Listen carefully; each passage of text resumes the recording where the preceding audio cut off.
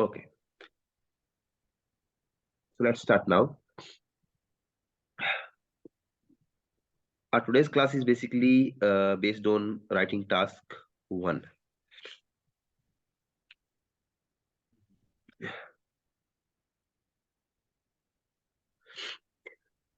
As we know that there are almost 7 type of diagrams. The first is line graph, bar, pie,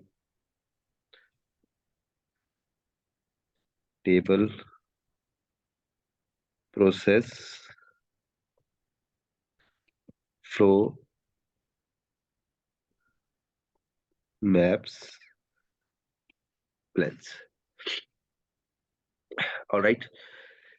So line bar pie table are the 4 tasks that has one thing common. That is data. So we will just name them as data oriented tasks. Whereas the process and flow has something common, that is step, because these include one step, second step, third step. So we will call them step oriented tasks. And the last, maps and plan, both have something in common, that is called change. So we'll call them change oriented tasks. Okay. So जो line bar pie table है उनमें चारों में data होता है. It could be percentage, amount, number और so on. So all of the tasks are almost similar. Line graph, bar graph, pie table में सिर्फ डेटा शो करना होता है आप लोगों को. अब दिक्कत ये है कि चारों के अंदर अपने को थोड़ा सा उसको क्लासिफिकेशन करना पड़ेगा. वो कैसे कि मैं एग्जांपल लेता हूँ. जैसे मैं यहाँ पे एक लाइन ग्राफ ड्रॉ करूँ. It is line graph and yeah, there are some years like 1990, 1995, 1990, sorry, 2000, 2005 and 2010, something like this. Years are given here. These are the years Yes. on the x-axis, and on the y-axis there are something given that is like, I would say, percentage or number, anything. x-axis पे years है and y-axis पे हमारे पास data देता है. Yeah. So the line will be drawn like this. Any line, it could be of India, Canada, Pakistan or something else. Whenever something changes with time, it is called trend. Trend means Yes. whatever changes with time, it is called trend.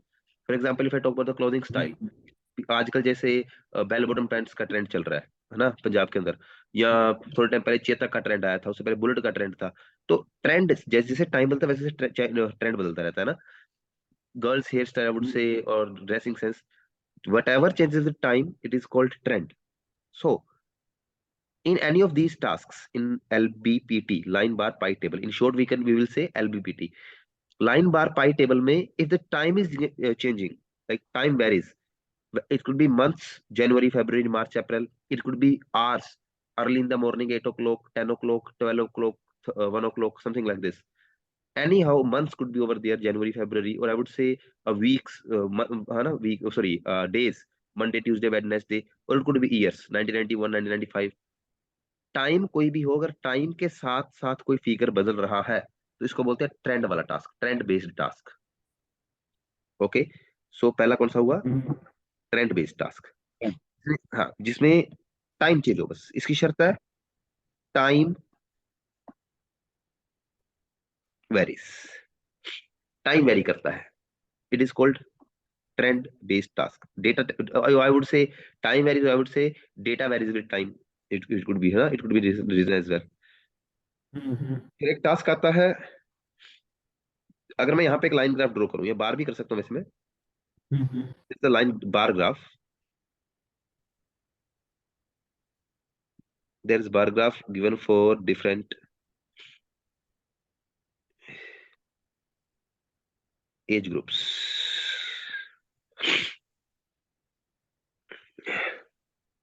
Like 18 to 25, okay, age group दे रखे आप लोगों को 18 to 25 to something else और goes further. यहाँ पे 65 plus वाला आ गया ना.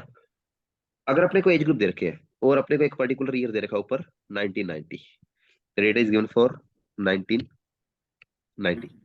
So now the time is constant. Yes. The time is constant. Time is constant, but we can compare different subjects with each other. हमारे पास यहाँ पे कोई मान लीजिए क्राइम रेट दे रखा है. क्राइम रेट इस एज ग्रुप में इतना था, इस एज ग्रुप में इतना था.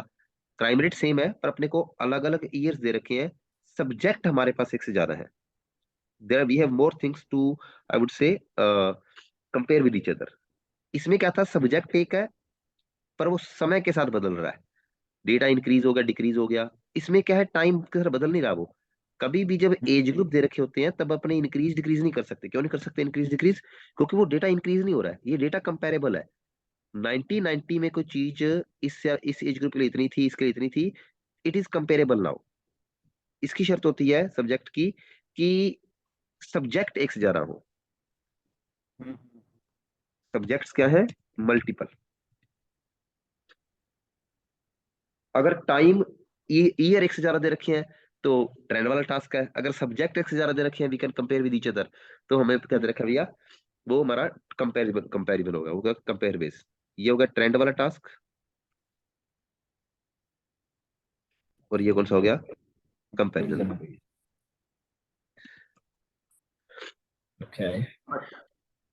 But if there is a task which has both, I would say there is a line graph.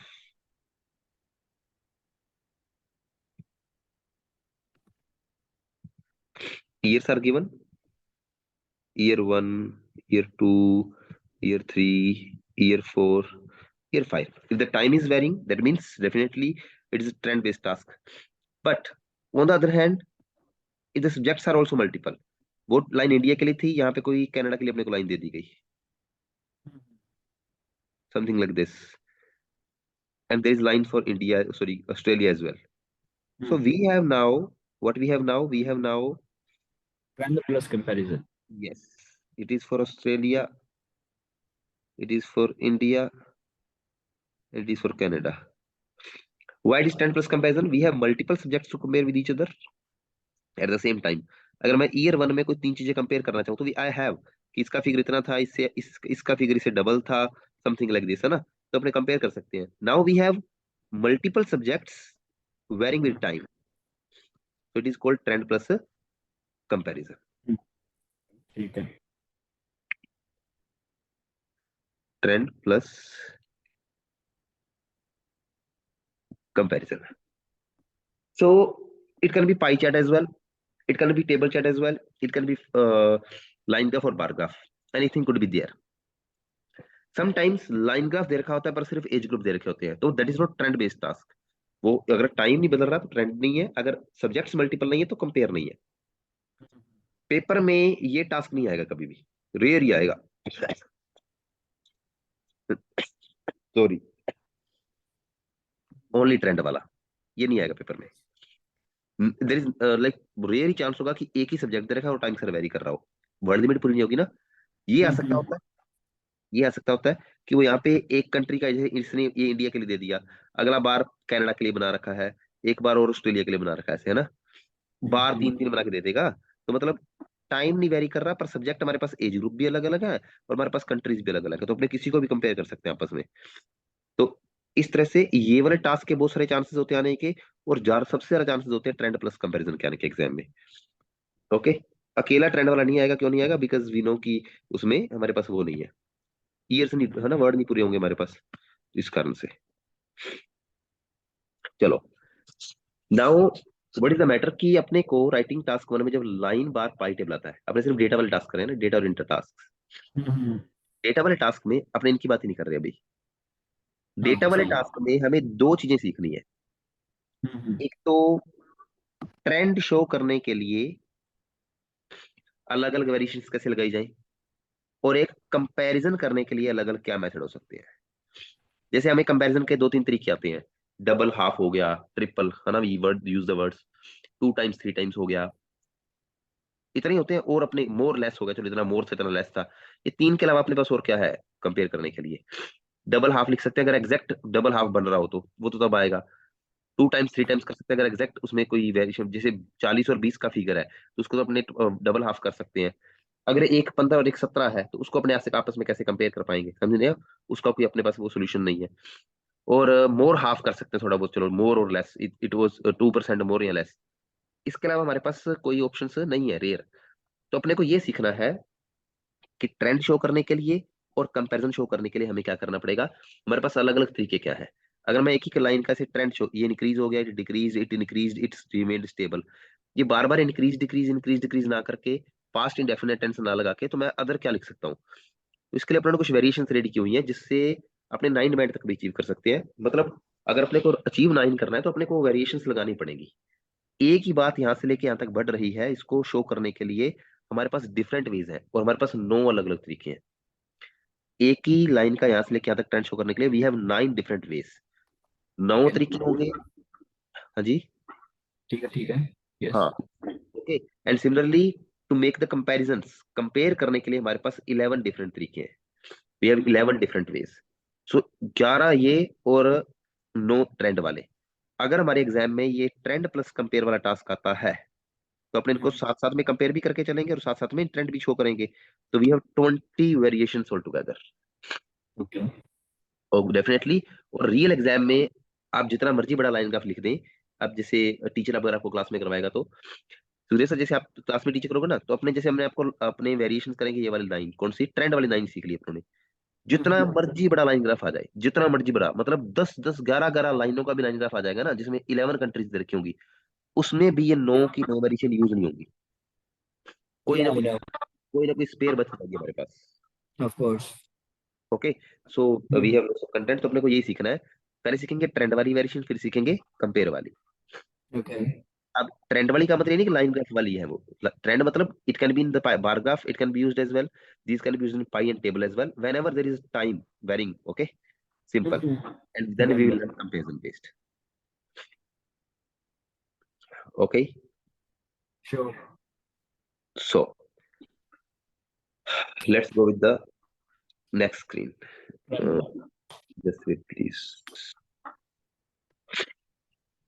So now we are going to start with the trend based variation.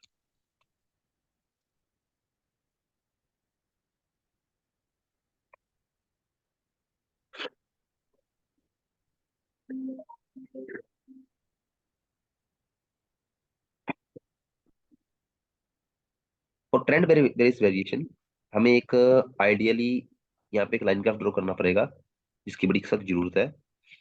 और अपने इसको अच्छे से draw कर लेते हैं।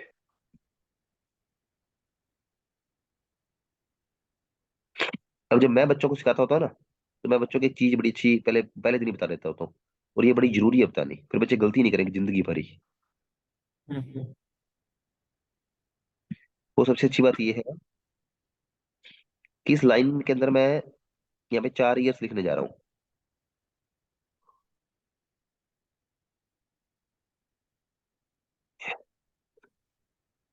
1990, 1995, 2000, 2005।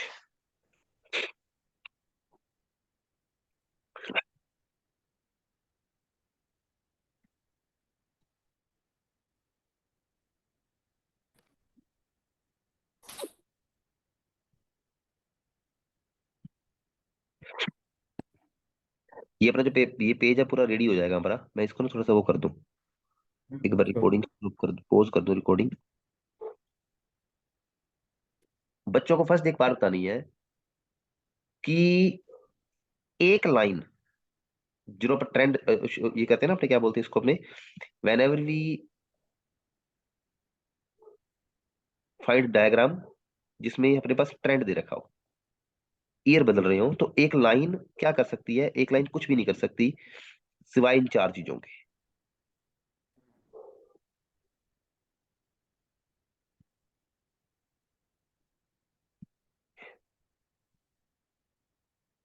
एक लाइन सिर्फ 4 चीजें कर सकती है। And what is that?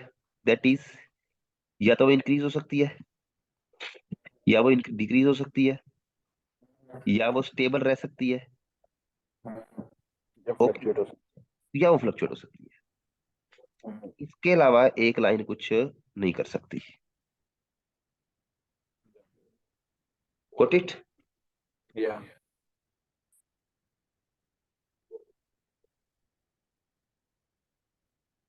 Okay. अब बच्चों को पहले दिन ये बता देना है कि एक्चुअल में जब भी आपके पास कोई डायग्राम आए, तो what you need to do, you need to do one thing, कि आप लोगों को ये पता हो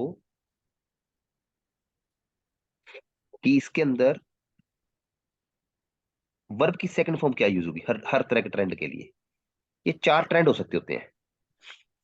इन चारों में से अगर मैं पहले, सबसे पहले आप लोगों को वर्ब की सेकंड फॉर्म सिखाऊं, क्या सिखाऊं?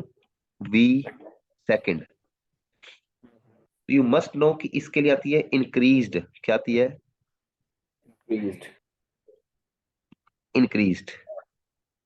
इसके लिए आती है, इसके सिनोनिम्स है हमारे पास, बस आपको एक फॉर्म पता होनी चाहिए। ये सेकंड फॉर्म है, थर्ड फॉर्म नहीं है, उनको ध्यान रखना। इसके लिए आती है रिमेन्ड स्टेबल। क्या आती है? Remained stable. एंड इसके लिए आती है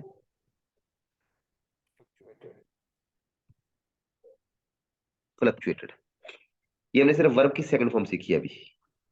V2, कि आपको मैं वेरिएशन के अंदर जहां जहां बोलो वर्ब की सेकंड फॉर्म लगा दो, आपने आंखें बंद करके लगा देनी है, पर आपको ये पता हो कि कौन सी कब आएगी। You must know that. फिर उनको बोलो कि अपने इसको कभी क्या कर देते हैं, क्लोज। V2 हमने सीख ली। नेक्स्ट, नेक्स्ट हमें सीखनी है इनका नाउन फॉर्म। क्या सीखना है? कि इनके नाउन कौन कौन से यूज होते हैं। अगर मैं एक बढ़ती हुई लाइन के लिए एक नाउन यूज कर, अब नाउन या तो सिंगुलर होगा या प्लुरल होगा, नाउन के साथ तो ईडी तो लग नहीं सकता। सही बात है। ये रट्टा ही मार लो, उनको बोलो बस आपने कुछ सीखना नहीं है इसमें, there is no need to like learn anything, you just must cram it. इन चारों की नाउन फॉर्म क्या क्या है, वो भी आपके पास फिक्स होनी चाहिए। इंक्रीज वाले की नाउन फॉर्म इंक्रीज होती है। अब बच्चे बोलेंगे सर ये तो वर्ब होती है, उसको ना इंक्रीज वर्ड एक नाउन भी है, एक वर्ब भी है। आप चाहो तो गूगल पे सर्च कर सकते हो, वहां पे लिखा आएगा कि ये वर्ब भी और नाउन भी है, दोनों ही है। बढ़ते हुए के लिए नाउन फॉर्म इंक्रीज होती है। अब इसके साथ ईडी मत लगा देना, क्यों? ये नाउन फॉर्म है। अब यहाँ पे whenever I will tell you noun लिख दो, वहां पे इंक्रीज लगा देना। इंक्रीज, एक इंक्रीज था वहां पे, इंक्रीज एक डिक्रीज था। इसको बोलते हैं स्टेबिलिटी। क्या बोलते हैं? स्टेबिलिटी। ये it is stability. It is an increase, it is a decrease, it is stability, and it is called fluctuations. इसका नाउन फॉर्म क्या होता है? Fluctuation. Fluctuations. There are so many fluctuations. Fluctuation एक तो होती नहीं है, एक से ज्यादा होती है, definitely these will be fluctuations all together. Fluctuations. चलो, ये हमने सीख ली इनकी क्या, नाउन फॉर्म। नेक्स्ट। हाँ जी। सही है बढ़िया। हाँ,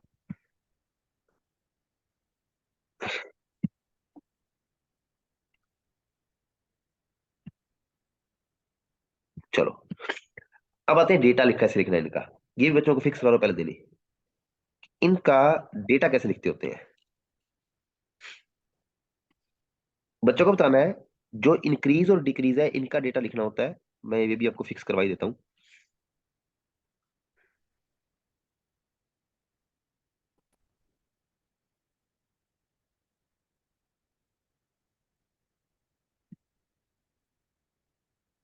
चलो,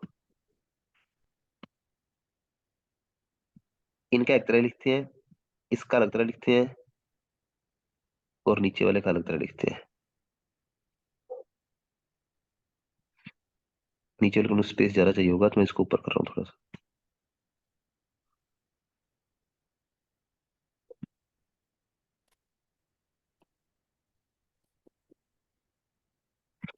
चलो, जो है पहले वाला, इनका फिगर 3 तरह से लिखा जा सकता होता है। जैसे देखो, ये डेटा यहां से लेके यहां तक इंक्रीज हो रहा है, डायग्राम में आएंगे। यहां से लेके ये फिगर क्या हो रहा है, इंक्रीज 10% से 40% तक।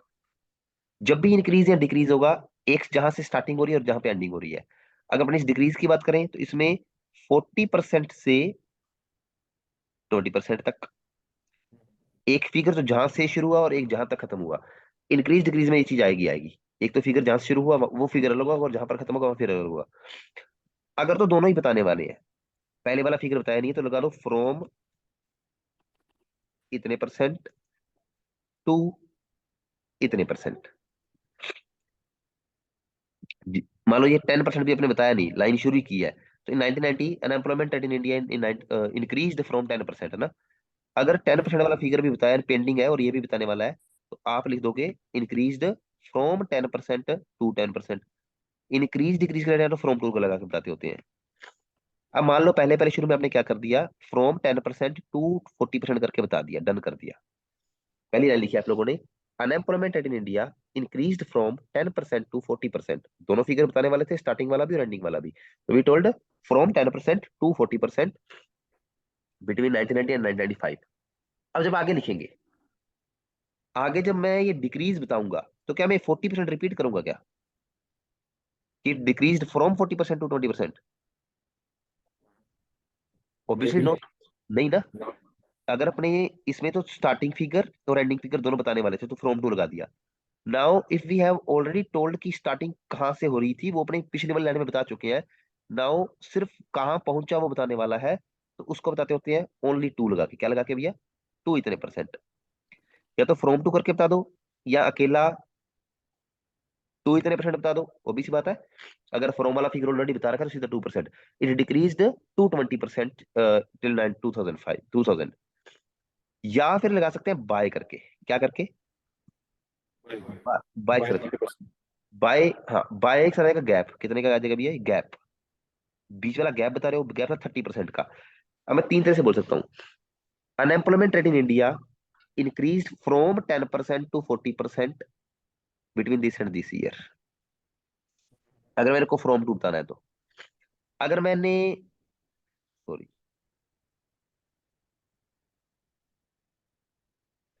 अगर मैंने ये ऑलरेडी बता रखा है, मैंने बता दिया इन 1990 unemployment rate in India was 10%। ये मैंने डन कर दिया, पहले अकेला बता के 10% बता दिया। विच इंक्रीज्ड टू 40%, अगर टू बताऊंगा तो जहां तक पहुंचा वो बताऊंगा। या विच इंक्रीज्ड बाय कितने परसेंट? 30%। Got it. तो अपने Yeah. बता सकते हैं, ये दोनों, ये फ्रॉम टू, टू या बाय किसका तरीका है बताने का? इंक्रीज डिक्रीज का डेटा बताने का। ठीक है, डन। बट जब अपने बताएंगे स्टेबल वाला डेटा, स्टेबल वाला डेटा हमेशा आता होता है एट लगा के। क्या लगा के? एट इतने percent. It remained stable at 20%, ये हमेशा एट लगा के आएगा। Got it. Yeah. ठीक है। अब बात करते हैं फ्लक्चुएशंस की। फ्लक्चुएशन होगी दो तरह की, I am going to tell you here.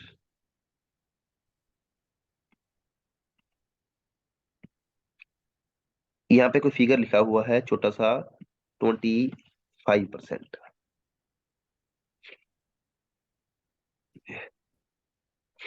एक डेटा मान लो यहाँ पे से फ्लक्चुएट कर रहा है।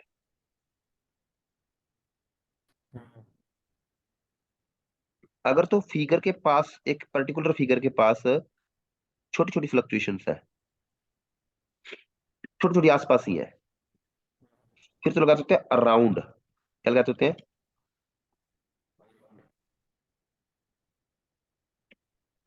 अराउंड इतने परसेंट। अगर माइनर फ्लक्चुएशंस है तो।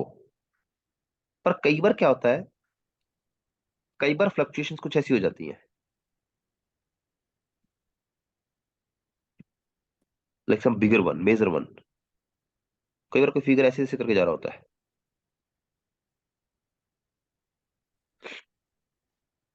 अब इसके यहाँ पर फिगर लिखा हुआ बीच में 25%, ये है 15%,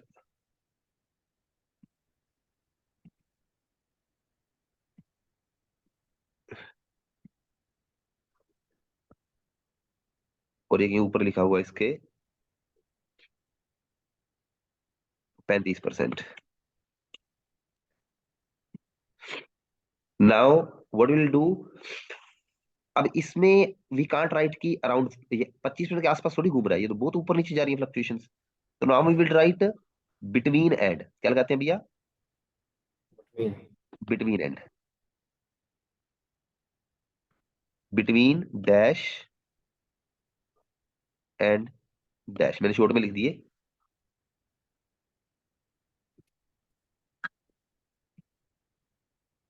समझ रहे हो? हाँ बिटवीन देना क्या होगा, सबसे लोएस्ट कहां तक गया, जैसे सबसे लोएस्ट 15 तक गया था, और सबसे हाईएस्ट कहां पे गया था, सबसे हाईएस्ट गया था 35 तक। तो it fluctuated between 15% and 35%। Okay, done. This got it. Yeah, I did. Okay, और ये हमारा था किसका फिगर, अगर हमारे पास दो फिगर आए फ्लक्चुएशन वाले, सिंपल। और अब लास्ट में बात रही ईयर्स की, टाइम कैसे बताना है, किसकी बात करें अपने, उनको टाइम भी फिक्स करो, टाइम कैसे बताना है। टाइम इनको फिक्स करा दो, हालांकि टाइम आप, एक तरीका तो ये है टाइम बताने का कि आप टाइम बता दो फ्रॉम टू लगा के, from this year Hmm. To this year, या तो Same. Between Between. एंड लगा के, उनको बोला फ्रॉम के साथ टू आता है ना, बिटवीन से एंड ही आता होता है, बच्चे बिटवीन के साथ टू और फ्रॉम के साथ एंड लगा देते हैं। फ्रॉम टू, बिटवीन एंड, या लगा दो during dash hyphen dash, during और हाइफन, तीन तरीके दिए हैं ये बताने के। यहां से लेके यहां तक बढ़ा है ट्रेंड वाले में, फ्रॉम 1990 टू 1995 बता दो, या बिटवीन 1990 एंड 1995 बता दो, या ड्यूरिंग 1990 हाइफन 1995 बता दो। या आप अपनी मर्जी से लिख सकते हो, जो हमारा बाकी पार्ट रह गया वो क्या है, वो भी लिख सकते हो आप, in next 5 years,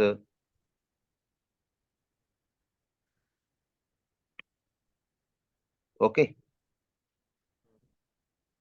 next half a decade, वो आपकी मर्जी है, ये भी लिख सकते हैं हम लोग। Got it? चलिए, अब ये सारे के साथ अपने शुरू करते हैं हमारी वेरिएशंस की कहानी।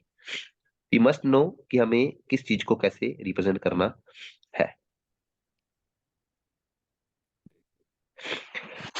बच्चों के चार्ट बोर्ड पे बना के ना परमानेंट छोड़ देना एक तरफ, हालांकि अपने बोर्ड वहां पे काफी बड़े हैं, वाइडर बोर्ड है, तो एक तरफ बना के जिस दिन जितने दिन वेरिएशन चलेगी, सुबह से लेकर शाम तक एक्स्ट्रा क्लासेस चलती हैं, पर उनको बोला भी इरेज ना करें। जैसे मैं बोर्ड पे पहले दिन ये सारा बना देता होता हूँ, जब तक ये ट्रेंड वाली वेरिएशन खत्म नहीं होगी 3-4 दिन में, तब तक मैं इनको इरेज नहीं करने देता किसी को भी, क्योंकि रोज रोज बच्चों को सिखाना डिफिकल्ट है। कोई बच्चा आज आया, कल आएगा, परसों आएगा, उसको बोर्ड पे चार्ट पे से समझा सकते हैं अपने, आसान रहेगा। तो एक कॉर्नर में बना के इतना छोड़ दो, इतना बोर्ड यूज करो सारे दिन में, तो बेटर रहेगा ये। सही है। नाउ अब अपनी बात करेंगे इनको लिखना कैसे है, हमारी वेरिएशंस। सबसे पहले मैं बात करूंगा एक वेरिएशन की, जो हमारी पहली पहली वेरिएशन है लाइन ग्राफ की, उसका नाम है पास्ट इंडेफिनेट।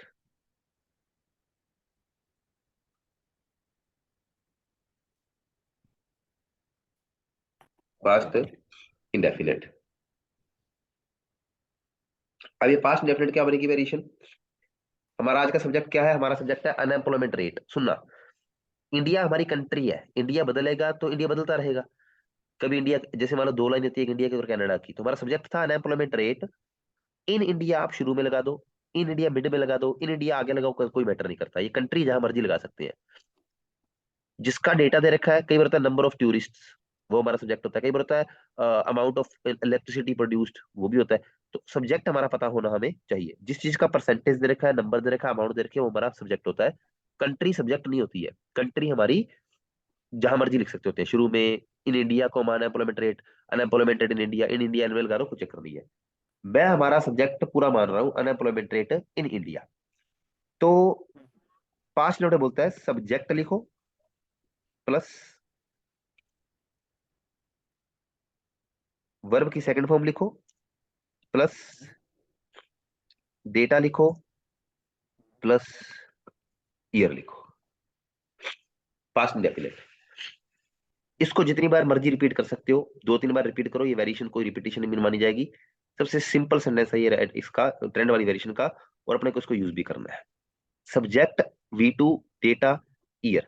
अब बच्चों की तरह बोल के बोलना है कि लिख के दिखाओ जल्दी से, एग्जाम्पल क्या बनेगा। पहले यहां से लेके यहां तक का बना के दिखाओ। कहां से लेके कहां तक का? यहां से लेके यहां तक का लिख के दिखाओ। आपके पास V2 भी है, आपके पास डेटा बताने का टाइम तरीका भी है, आपके पास ईयर लिखने का तरीका, टाइम लिखने का तरीका भी है। सही क्या है। बनेगा? अनएम्प्लॉयमेंट रेट इन इंडिया, मैं इसको शॉर्ट में यूआरआई लिख रहा हूँ। अनएम्प्लॉयमेंट रेट इन इंडिया, बोलो वर्ब की सेकंड फॉर्म क्या है? बोलेंगे इंक्रीज्ड। इंक्रीज है इंक्रीज्ड।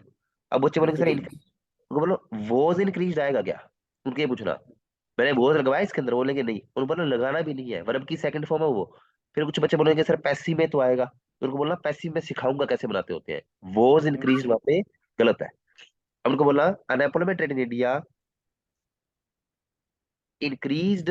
डेटा कैसे बताएंगे इसका? दोनों बताने वाले हैं अभी, स्टार्टिंग भी और एंडिंग भी। कैसे बताएंगे? फ्रॉम 10%, बच्चे बताएंगे खुद, है ना। फ्रॉम 10% टू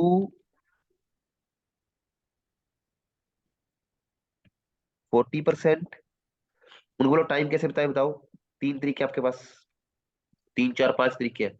तो बच्चे बोलेंगे सर जैसे मर्जी लगा दो। उनको बोले यहाँ पे अपने फ्रॉम टू लगा दिया, तो वो ईयर में फ्रॉम टू थोड़ी लगाएंगे, बेटर नहीं रहेगा। लगा दो बिटवीन, लगा दो between 1990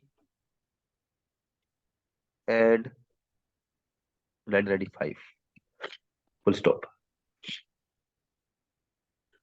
got it? Yes yes. हाँ।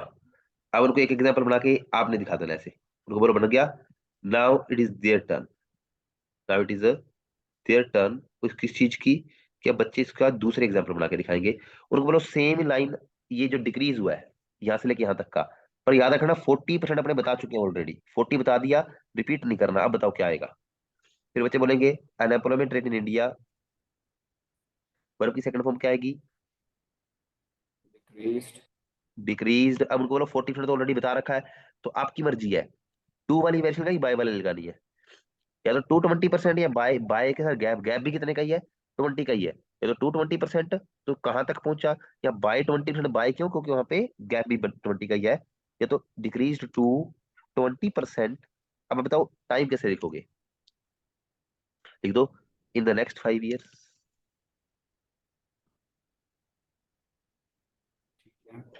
अगर अपने सारी वेरिएशन, सारी लाइनें सेम के साथ लिखना चाहिए ना, इन द नेक्स्ट 5 years।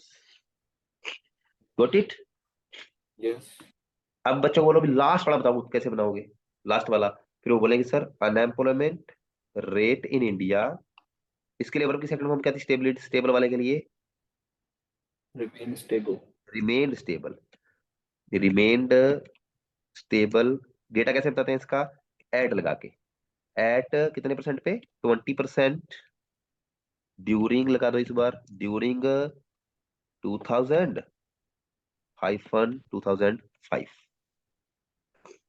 गोलो ये लो। अगर फ्लक्चुएट हो रहा होता तो देखते अपने, unemployment rate in India fluctuated around 23%, 25% या 20% from this year to this year. क्या चक्कर था? ठीक है। अब एक बच्चों को ना भी दिक्कत ये आ रही है, क्या बार बार unemployment rate in India, unemployment rate in India, unemployment rate in India लगाओगे क्या? वो भी सी बात है। तो उनको बोलना यहाँ पे जल्दी यस। से लिख लो ऊपर, सब्जेक्ट जो होता है, सब्जेक्ट ट्रेंड वाले टास्क में पहली एक बार ही लिखना है, पहली पहली लाइन में। उसके बाद इसको अपने क्या करते रहेंगे? चेंज। उसके बाद आपका सेंटेंस चेंज होगा। सब्जेक्ट को अगर फुल स्टॉप के बाद लिखते हो तो इट लिख सकते हो, या दिस फिगर लिख सकते हो।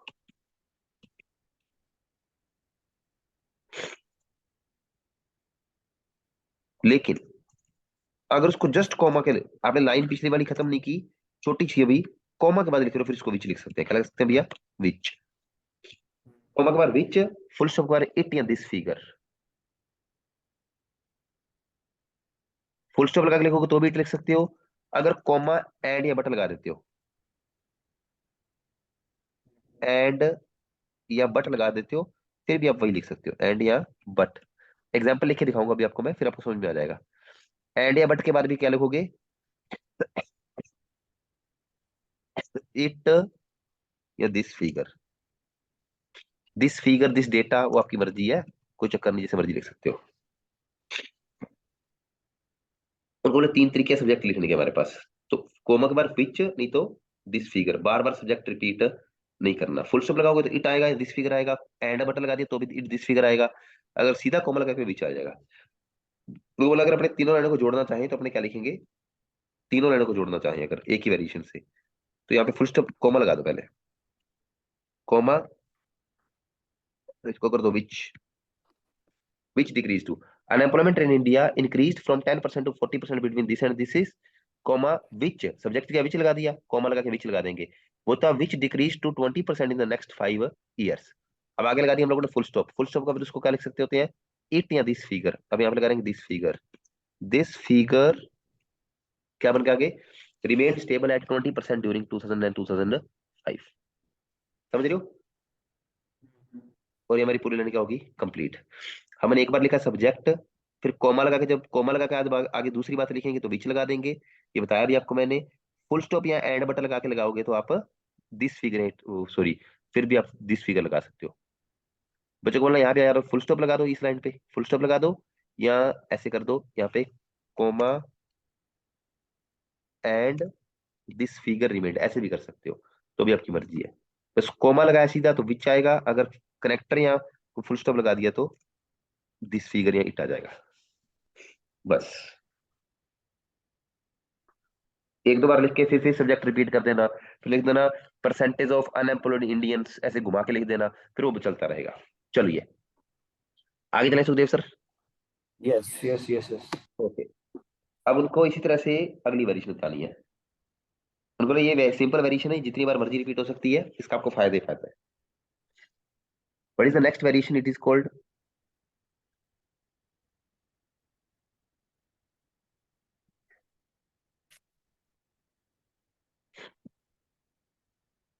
Past indefinite plus adverb.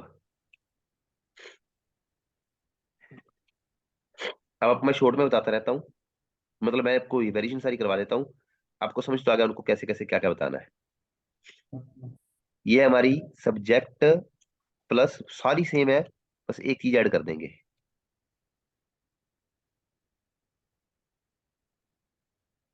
Subject plus V2 plus adverb लगा देनी बीच में, क्या लगा देनी है, वो बोला एडवर्ब होती है LY form, quickly, rapidly, something like this, adverb plus data plus time.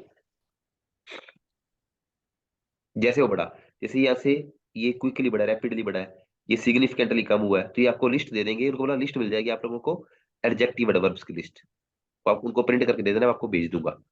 Line graph की अलग होती है, बाकी बार पाई टेबल की अलग होती है, वो आपको बता दूंगा मैं क्यों अलग होती है, you will get to know about that. अब उनको बना के दिखाओ, सेम ही है, unemployment rate in India increased, अब बताने कि रैपिडली, ये अलग वेरिएशन मानी जाती है, कभी एलवाई लगाओ कभी ना लगाओ, rapidly from 10% to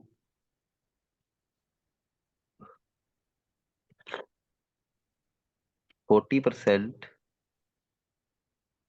during 1990-1995।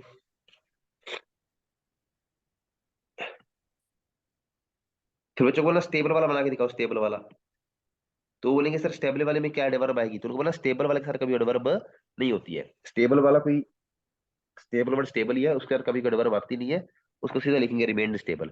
Remain stable constantly का मतलब ही नहीं बनता ना कुछ, तो फायदा नहीं है, स्टेबल वाले के साथ एडवर्ब नहीं आती होती है, बाकी सभी के साथ आ जाएगी। फ्लक्चुएट, फ्लक्चुएट के साथ क्या आएगी, अगर थोड़ा थोड़ा फ्लक्चुएट कर रहा है, फ्लक्चुएट मिनिमली, स्लाइटली या मिनिमली, अगर बड़ा बड़ा कर रहा था तो मेजरली, फ्लक्चुएटेड मेजरली, तो आ जाएगा साथ में। Got it. Right. तीसरी वेरिएशन हमारी बन रही है which we will named as helping word. हमारे पास कुछ हेल्पिंग वर्ड है, अभी मेरा थोड़ा सा फायदा हो जाएगा। हेल्पिंग वर्ड हमारे पास एक लिस्ट है particular. Face day,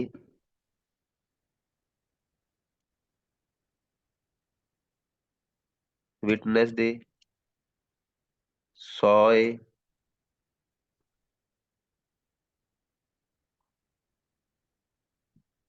experience day,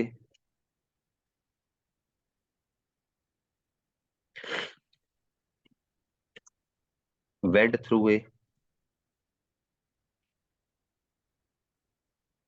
और आई वुड से अंडरवेंट ए। ये हमारे पास क्या है, हेल्पिंग वर्ब्स।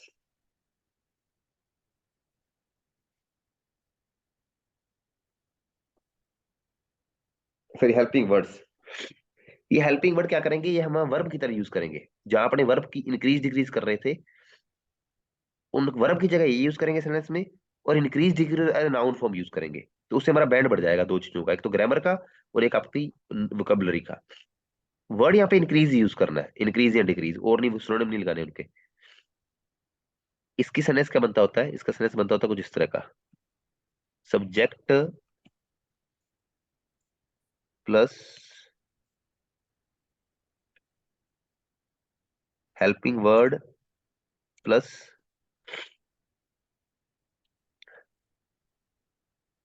एडजेक्टिव। अब बोला एडजेक्टिव होता है विदाउट एल वाई, जिसमें एल वाई नहीं लगती होती है ना। रैपिडली है तो एडजेक्टिव एडवर्ब है, अगर रैपिड है तो आएगा adjective plus noun plus data plus time. बच्चों को बोला ये सेंटेंस नहीं याद रखने अपना, ये नहीं याद रखना कि एडजेक्टिव प्लस नाउन या डेटा प्लस टाइम, ये नहीं याद रखना, अपने सेंटेंस बनाने का तरीका याद रखना। अब बच्चों को बोला बना के दिखाओ इसका क्या बनेगा। They will start again reading writing this down. Subject हमारा था unemployment rate in India. Helping word कोई भी लगा दो इनमें से, मैं जैसे मैंने विटनेस लगा दी। विटनेस्ड ए कैसा इंक्रीज था वो, रैपिड। रैपिड नाउन आएगा, उसके बाद नाउन क्या था हमारा, क्या होता है बढ़ने के लिए नाउन क्या होता है, बढ़ने के लिए नाउन अपना इंक्रीज। कम हो रहा है तो Increase. डिक्रीज, स्टेबिलिटी, हाँ। रैपिड इंक्रीज नहीं आएगा अभी यहाँ पे, उनको बोलना नाउन फॉर्म यूज करने हैं। Rapid increase again from 10% to 40%,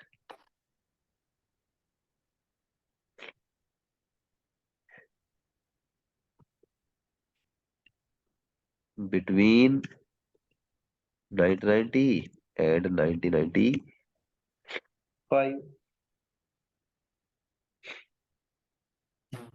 Right. ये हमारा कौन सा आ गया, ये हमारा विटनेस डे के साथ आ गया। पर इसमें नाउन फॉर्म यूज होगी इंक्रीज डिक्रीज की, ये ध्यान रखना, उसको गलत मत कर देना ना। That is the good thing. चलिए, फोर्थ आ गई हमारी passive.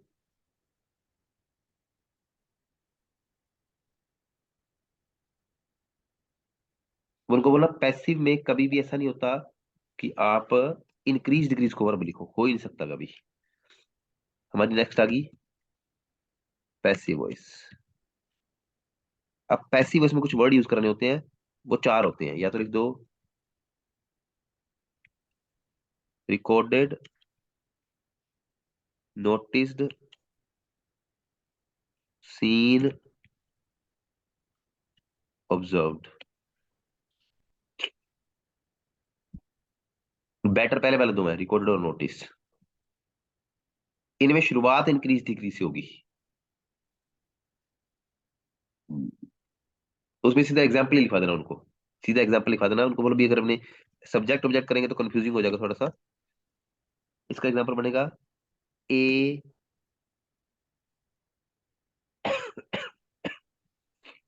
A plus adjective plus a rapid increase was recorded. मैं इसको चलो वो लिखवा ही देता हूँ आपको पूरा सेंटेंस, फायदा रहेगा उसका लिखने का, बच्चों लिखवा ही देना। ए प्लस, लिखवा देने को बोला, याद नहीं रखना आप लोगों ने, बस लिख लो। एडजेक्टिव प्लस नाउन, पता होना चाहिए आपको नाउन क्या था। A plus adjective plus noun plus was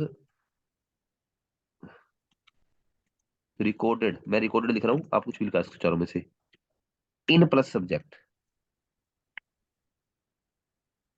plus data plus time.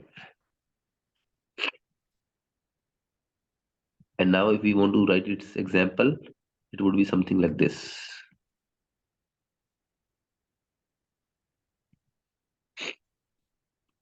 A rapid, उसका नाउन क्या था हमारा, इंक्रीज, फिर वॉज रिकॉर्डेड, रैपिड इंक्रीज। इसके पास इसके एग्जांपल बहुत सारे लिखवाने बच्चों को। Was recorded in unemployment rate in India from 10% to 40%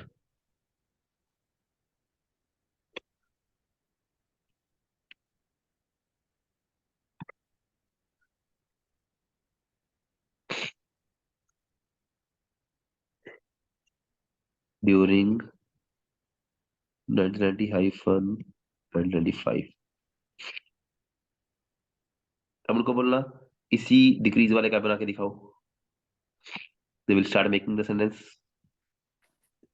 A significant decrease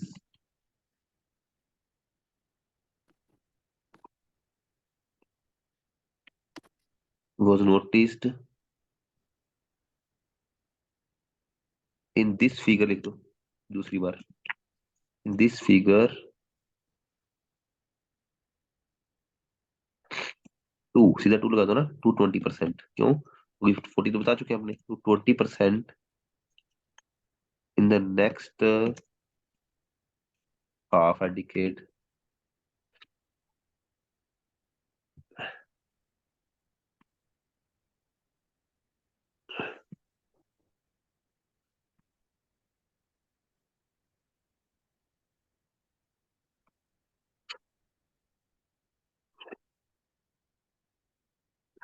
similarly stability का बन जाएगा, पर उसका एडजेक्टिव नहीं लगेगा ना, कोई होता ही नहीं उसका। Stability was recorded in unemployment rate in India, data title का क्या आएगा उसका पता ही है आप लोगों को, eight 20%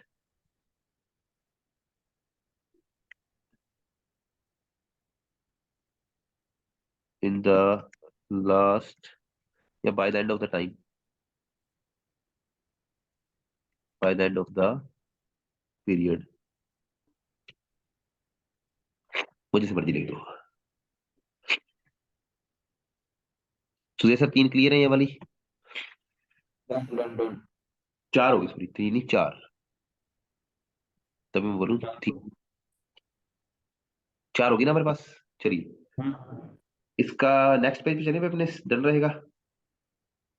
Wait a second.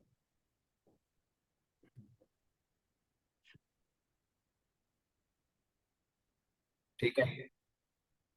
Okay,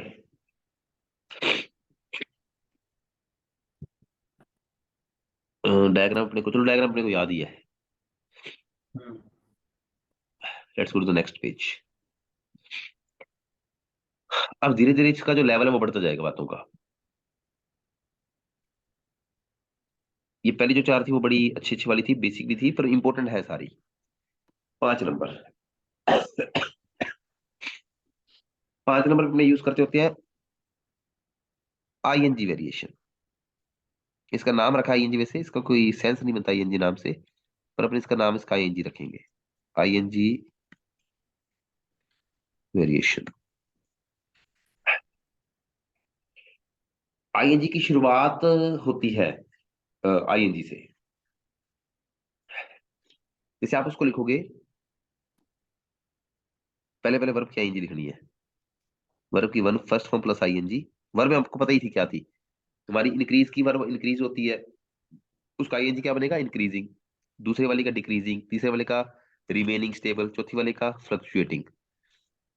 verb की फर्स्ट फॉर्म आईएनजी के साथ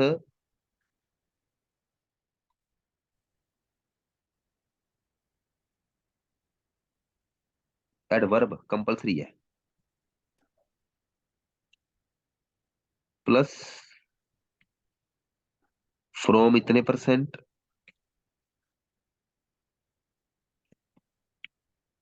फ्रॉम डैश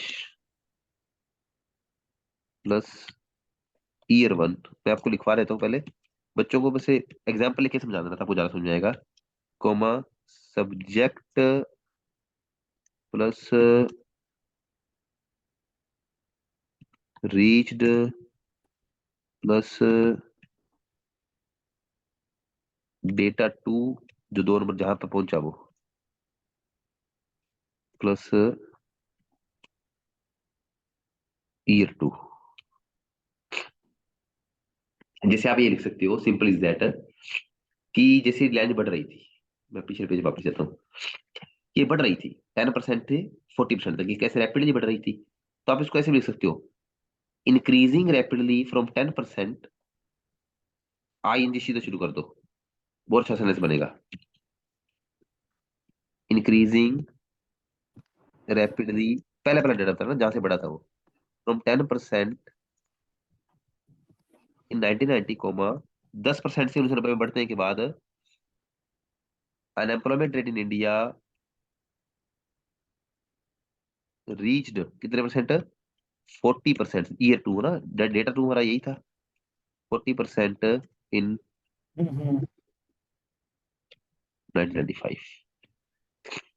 ये बहुत अच्छी वेरिएशन में से एक है, इसका स्कोर बहुत अच्छा आता है।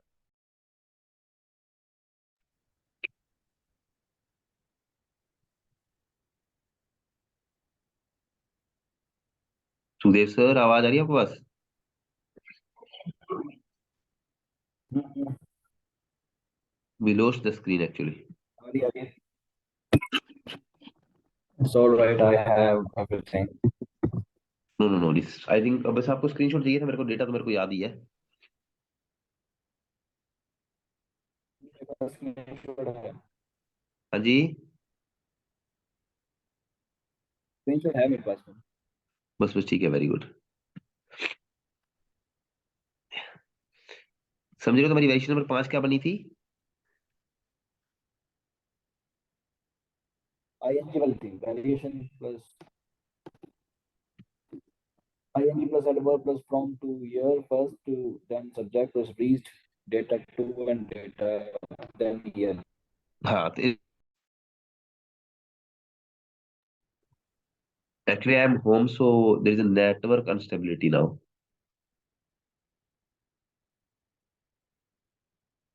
आई एम ऑडिबल टू यू?